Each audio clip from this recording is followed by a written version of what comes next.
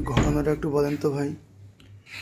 মানে আমি যখন আমি বিয়ের উদ্দেশ্যে আমার শ্বশুর বাড়ি যাচ্ছিলাম, যাওয়ার পথে হঠাৎ করে একটা বড় সাইকেল সামনে দিয়ে এসে আমার সামনে দিয়ে ব্যাট দিছে।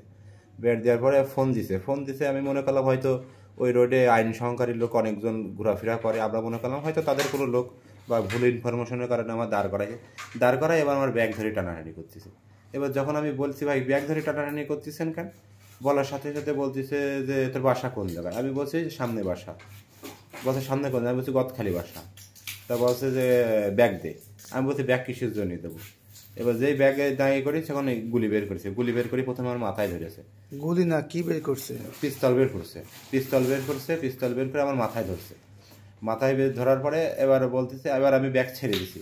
ব্যাগ ছেড়ে দেওয়ার পরে এবার বলছে আর কি কি আছে। আমি বলছি আর কিছু নেই।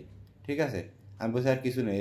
বলছে যে আর কিছু থাকলে বের করিতে। আমি বলছি আর কিছু নেই। না থাকলে এবার মনে করেন যে খানিকক্ষণ পরে এবার ওরা যখন চলে যাচ্ছে, আমি বলছি ভাই কি হয়েছে, ব্যাগ নিয়ে চলে যাচ্ছেন কি জন্য? তখন আমি ব্যাগ ধরে টান দিছি, আর দেখলাম মাথার থেকে পিস্তল বের করে আমার গুলি করে দিলে। এটা কখনকার ঘটনা? এটা হচ্ছে আপনার আনুমানিক তখন একটা হয়তো হবে। আপনি কোন জায়গা থেকে? আমি যাচ্ছিলাম, আমার শ্বশুর বাড়ি যাচ্ছিলাম। আপনার নাম কি? আমার নাম মোহাম্মদ আরিফুর রহমান। বাবার নাম? বাবার নাম মৃত মুজিবুর রহমান। গ্রাম? গ্রাম শরীফপুর, থানা জেলা? থানা জিগরগাছা, জেলা যশোর। আপনার শ্বশুর বাড়ি কোথায়? আমার শ্বশুর বাড়ি আছে 7 মাইল বসতপুর। আপনি অত রাতে শ্বশুর বাড়ি যাচ্ছিলেন? ওখানে আমার বিবাহের একটা অনুষ্ঠান আছিল, এই জন্য আমি ওই অনুষ্ঠানে যাচ্ছিলাম।